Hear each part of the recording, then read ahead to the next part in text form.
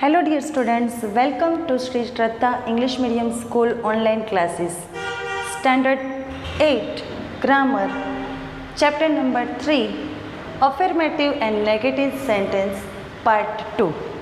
हमने first video में ये देखा कि अफर्मेटिव सेंटेंस किसे कहते हैं, नेगेटिव सेंटेंस किसे कहते हैं। अब अफर्मेटिव सेंटेंस में से नेगेटिव सेंटेंस में कन्वर्ट करते वक्त जितने रूल्स हैं हमारे फॉर्मेशन के, उसके रूल्स हमने कुछ फर्स्ट वीडियो में देखे। टोटल 4 रूल्स हमने फर्स्ट वीडियो में देखे। आज rule number A B C और डी 4 हमने फर्स्ट वीडियो में एक्सप्लेन किए थे।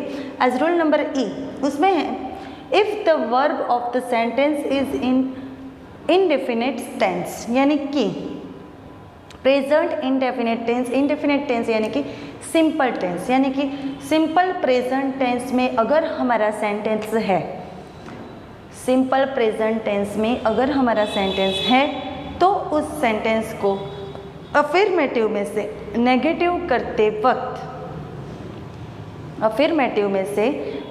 करते वक्त हमें कौन कौन से चेंजेस करने हैं, रूल नंबर 1 में वो समझाया गया है। समझते हैं। if the verb of the sentence is in present indefinite tense, it is made negative by placing auxiliaries like do, does, as the case may be before the main verb and not is used between the auxiliary and main verb. The main verb is changed into its base form SES is removed. समझ में आया? नहीं ना? चलो let's see. अब यहाँ पर ध्यान दें कि जब हमारा सेंटेंस, हमारा दिया हुआ affirmative sentence simple present tense में है तो क्या करना है। तो सबसे पहले ये बात समझिए, यहाँ पर 2 एग्जाम्पल दे रही हूँ, उस पर से ही आपको समझ में आ जाएगा। सिंपल प्रेजेंट टेंस में है तो क्या करना है हमें कि यहाँ पर हमारा जो वर्ब है ये है सिंग्स, ये वर्ब है हमारा, यहाँ पर है प्ले, ये वर्ब है हमारा। अब हमें क्या करना है, पहले तो वर्ब को देखना है। अब यहाँ पर सी, हमारा सिंपल प्रेजेंट टेंस का रूल है कि अगर थर्ड पर्सन सिंगुलर हो तो वर्ब के साथ सिंपल प्रेजेंट टेंस यानी कि प्रेजेंट इंडेफिनिट टेंस में एस अदरवाइज ईएस लगाना पड़ता है। क्लियर। अब यहाँ पर सी सिंग्स वेल यानी कि सिंग जो वर्ब है उसे एस लगाया गया है, बट यहाँ पर तो प्लूरल है तो यहाँ पर प्ले के साथ एस लगाया गया नहीं है।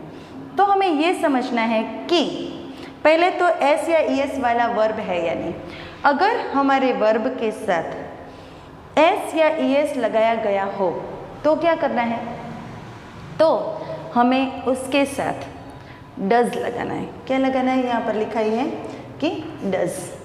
क्लियर। पर हमें नॉट कहाँ पर लगाना है, तो अगर एस या ईएस वाला सेंटेंस हो थर्ड पर्सन सिंगुलर वाला सिंपल प्रेजेंट टेंस में तो डज लगाना है, और अगर सिंपल प्रेजेंट टेंस में सिंगुलर ना हो, थर्ड पर्सन सिंगुलर ना हो और प्लूरल हो या फर्स्ट पर्सन या सेकंड पर्सन की बात की गई हो, जैसे सेकंड इसमें की गई है, तो डू लगाना है। अब डू या डज कौन सा लगाना है वो हमें समझ में आ गया। अब हमारा क्वेश्चन है कि नॉट को कहाँ रखना है, तो नॉट को हमें डू या डज के बाद, डू नॉट या डज नॉट, उसके बाद जो वर्ब है वो मेन वर्ब, यहाँ पर सिंग्स है तो ये एस निकल जाएगा, रिमूव एस और एस। ओके। अब हम सेंटेंस बनाते हैं, समझिए। सी सिंग्स अ सॉन्ग, तो हमें नेगेटिव में कन्वर्ट करते वक्त सी, उसके बाद हमने बोला कि डू या डज, तो सी, अब सिंग्स है इसीलिए डज, अब डज और मेन वर्ब के बीच में नॉट, तो डज नॉट, फिर सिंग्स है एस या ईएस निकल जाएगा तो सिंग और सॉन्ग, जो अदर वर्ड्स हैं वो हमें लिख देने हैं।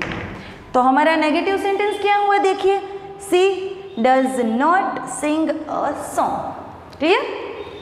अब अगर सिंपल प्रेजेंट टेंस का सेंटेंस है पर थर्ड पर्सन सिंगुलर एस या ईएस वाला वर्ब नहीं है, तो simple we play cricket every day, तो यहाँ पर क्या लिखेंगे हम, वी का वी तो लिखेंगे, फिर बाद में डू या डज, तो यहाँ पर डू आएगा क्योंकि एस या ईएस वाला वर्ब नहीं है, तो we do not play, main verb play है, यहाँ पर तो प्ले ही है, क्रिकेट एवरी डे। क्लियर? तो इस तरह से ये रूल हमें ये बताता है कि अगर हमारा affirmative sentence simple present tense यानी कि प्रेजेंट इंडेफिनिट टेंस में हो तो हमें क्या चेंजेस करना है। नेक्स्ट रूल नंबर एफ को हम अब देखेंगे। Let's see rule number F. आज हम एफ रूल नंबर देखेंगे। तो हमने ई जो था रूल नंबर हमारा, उसमें देखा कि हमारा जो सेंटेंस है वो किस टेंस में है, सिंपल प्रेजेंट टेंस में। अब हम देखेंगे कि if the verb of a sentence is in the second form, second form यानी कि हमारा पास्ट टेंस, फर्स्ट फॉर्म है वो सिंपल मेन वर्ब हमारा base verb, second form V2 जो कहते हैं उसे सेकंड फॉर्म कहते हैं, वो पास्ट टेंस में होते हैं, और थर्ड फॉर्म यानी कि पास्ट पार्टिसिपल। ओके, तो हमारा V2 में अगर हमारा वर्ब हो यानी कि इन द सेकंड फॉर्म यानी कि इन द पास्ट टेंस, हमारा सेंटेंस अगर अफर्मेटिव सेंटेंस दिया हुआ हो और वो पास्ट टेंस में हो तो the sentence is changed into negative by placing auxiliary did. क्या लगेगा उसमें, did. Okay, before the main verb, हमारे मेन वर्ब के पहले डिड लगाना होगा। और नॉट कहा तो उसमें क्या किया हमने, डू और मेन वर्ब उसके बीच में नॉट लगाया, do not sing, does not sing, इस तरह से। तो इसमें भी क्या करेंगे, डिड उसके बाद नॉट उसके बाद बेस वर्ब मेन वर्ब, जैसे कि main verb and not is used between the auxiliary and the main verb, the verb is changed into its base form. यहाँ पर सेंग, SANG, सिंग का V2 सेंग होता है वो दिया गया है, तो इसमें क्या होगा, जो V2 है वो चेंज हो जाएगा, किस में चेंज हो जाएगा, उसके बेस फॉर्म। तो हमें ये फॉर्म्स आने चाहिए तो हमें पता चलेगा, प्लेड का प्ले होगा, सेंग का सिंग होगा, एट का इट होगा, वो बेस फॉर्म्स हमें याद होने चाहिए, तभी हम इसे कन्वर्ट कर सकेंगे। तो लेट्स सी किस तरह से कन्वर्ट करेंगे। सी सेंग अ सॉन्ग, इस तरह से सेंटेंस दिया गया है, तो हमें पहले तो सेंटेंस का टेंस पहचानना है। सेंग, इस पर से हमें पता चलेगा कि ये जो सेंटेंस है वो सिंपल पास्ट टेंस का सेंटेंस है। अब पास्ट टेंस के सेंटेंस का ये रूल कि डिड लगाना है, उसके बाद नॉट लगाना है, फिर हमें मेन वर्ब लगाना है। तो लेट्स स्टार्ट। यहाँ पर लिखेंगे हम सी, अब हमें क्या लगाना है, डिड, डिड उसके बाद नॉट, इसका मेन वर्ब सिंग। तो देखा सिंग मेन वर्ब और डिड के बीच में क्या आया, नॉट। सी डिड नॉट सिंग, फिर जो है वो अ सॉन्ग। तो इस तरह से हम सिंपल पास्ट टेंस के सेंटेंस को अफर्मेटिव सेंटेंस को नेगेटिव सेंटेंस में कन्वर्ट कर सकते। आगे के रूल्स हम नेक्स्ट वीडियो में देखेंगे। तो आशा रखती हूँ कि आज इस वीडियो में जो 2 रूल्स आपको समझाए हैं वो अच्छे से समझ में आ गए होंगे।